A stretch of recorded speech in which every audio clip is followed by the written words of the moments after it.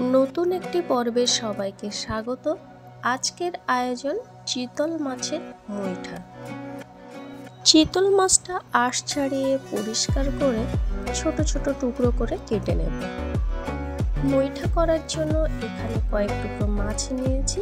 এখন একটা চামচের সাহায্যে মাছ থেকে মাংসগুলো এভাবে আলাদা করে নেব। এই রেসিপিটার জন্য শুধু মাছের মাংসালো অংশগুলো ব্যবহার করব। মাছের চামড়া এবং কাঁটাটা আলাদা করে রেখে দিয়েছি, অন্য কোনো রেসিপিতে ওটা ব্যবহার করে নেব। একইভাবে সব মাছের কাঁটা এবং মাংস আলাদা করে নিচ্ছি। কুটে নেওয়া মাছের মধ্যে থেকে কাঁটা আছে কিনা আর একটু ভালোভাবে বেছে নিতে হবে। বেছে নেওয়া মাছটার মধ্যে এখন দিয়ে দেব লবণ হাফ চামচ, হলুদ দিয়ে দিলাম হাফ চামচ, লঙ্কার গুঁড়ো হাফ চামচ, কাঁচা লঙ্কা বাটা 1 চামচ, একটা ছোট সাইজের পেঁয়াজ বাটা, রসুন বাটা 1 চামচ, দিয়ে দিচ্ছি আদা বাটা 1 চামচ। এখন একটা ডিম ফাটিয়ে দিয়ে দিচ্ছি। সমস্ত উপকরণ হাত দিয়ে ভালোভাবে মেখে নেব। এই ডিমটা দেওয়ার জন্য মুইঠাটা অনেক বেশি সফট হবে। সব দিকটা ভালোভাবে মেখে নেব কিছুক্ষণের জন্য। মাখানো হয়ে গেছে। হাতের তালুর মধ্যে সামান্য পরিমাণ তেল মেখে নিয়ে ছোট ছোট লেচি কেটে মুইঠার মতো করে নিচ্ছি। এইভাবে সবগুলো করে নেব। আমার মুইঠাটা রেডি হয়ে গেছে। একটা কড়াইয়ের মধ্যে কিছুটা পানি ফুটিয়ে নিয়েছি। এই ফুটন্ত পানির মধ্যে মুইঠাগুলো এক এক করে দিয়ে দেব। মুইঠাগুলো ফুটন্ত পানির মধ্যে সাবধানে দিতে হবে যাতে একটার সঙ্গে আরেকটা জুড়ে না যায় আর ফুটন্ত পানি ছিটকে হাতে এসে না পড়ে। এই অবস্থায় গ্যাসের তাপমাত্রা মিডিয়ামে রাখতে হবে এবং অবশ্যই ঢাকনা ছাড়া। কয়েক মিনিটের মধ্যে মুইঠাগুলো পানির উপরে ভেসে উঠবে, তখন এগুলো তুলে একটা ছাঁকনির মধ্যে পানি ঝরতে দেব। চলে এসেছি রান্নার মূল পর্বে। কড়াই গরম করে সরিষার তেল দিয়ে দিলাম। তেলটা একটু গরম হওয়া পর্যন্ত অপেক্ষা করব। গরম তেলের মধ্যে পানি ঝরানো মুইঠাগুলো এক এক করে দিয়ে দিচ্ছি।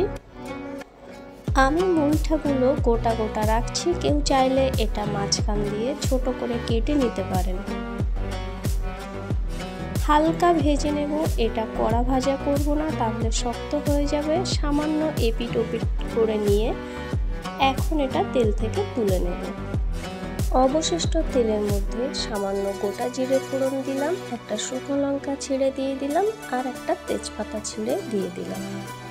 কিছুক্ষণ নেড়ে ছেড়ে ফ্লেভার বেরোলে পেঁয়াজ বাটা দিয়ে দিচ্ছি 1.5 চামচের মতো, রসুন বাটা দিয়ে দিলাম 1 চামচ,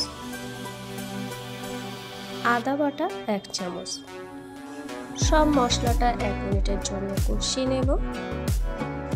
কাঁচা লঙ্কা বাটা দিয়ে দিলাম 1 চামচ, লবণ দিচ্ছি হাফ চামচের মতো, হলুদ হাফ চামচ, লঙ্কার গুঁড়ো দিয়ে দিলাম হাফ চামচ। গুঁড়ো মশলাটা আগের মশলার সঙ্গে ভালোভাবে মিশিয়ে নিচ্ছি। এবারে দিয়ে দিচ্ছি একটা টমেটো পেস্ট। মিক্সচারটা ধুয়ে সামান্য পানি দিয়ে দিলাম। টমেটোটা দিয়ে কিছুক্ষণ কষিয়ে নেব যাতে কাঁচা গন্ধটা চলে যায়। মশলা থেকে তেল ছেড়ে দিয়েছে।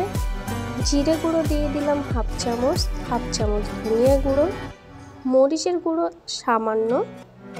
গুঁড়ো মশলাগুলো একটু মিশিয়ে নিচ্ছি। সামান্য গরম পানি দিয়ে দিচ্ছি কষানো মশলাটার মধ্যে। মশলার সঙ্গে পানিটা মিশে যাওয়ার পর ভেজে রাখা মুইঠাগুলো দিয়ে দিচ্ছি। কষানোর সময় মুইঠাটা দিলে ফ্লেভার এবং টেস্ট দুটোই মুইঠার মধ্যে ঢুকে যাবে। আমি এই রেসিপিটায় আলু ব্যবহার করিনি। কেউ আলু ব্যবহার করতে চাইলে আলু ভেজে নিয়ে এই পর্যায়ে অ্যাড করে দিতে পারেন। কষানো হয়ে গেছে। পরিমাণ মতো ঝোল দিয়ে দিচ্ছি। ঝোলটা ফুটে উঠেছে। এই পর্যায়ে লবণটা চেক করে অ্যাডজাস্ট করে নিতে হবে। ঢাকনা দিয়ে আরও কিছুক্ষণ রান্না করব। এবার ঢাকনা খুলে কয়েকটা গোটা লঙ্কা ঝোলের মধ্যে দিয়ে দিলাম। এটা অপশনাল। সামান্য চিনি দিয়ে দিলাম, এতে টেস্টটা অনেক ভালো আসবে। হাফ চামচের মতো ঘি দিয়ে দিচ্ছি। বাড়ি বানানো শাহি গরম মশলা দিয়ে দিলাম হাফ চামচ। একটু নেড়ে চেড়ে দেব। এবার 1 মিনিটের জন্য ঢাকনা দিয়ে রান্না হতে দেব। এই রান্নাটায় ঝোলটা মাখা মাখা হবে। আমার রান্নাটা হয়ে গেছে। চ্যানেলে নতুন হলে সাবস্ক্রাইব করার অনুরোধ রইল। ধন্যবাদ সবাইকে।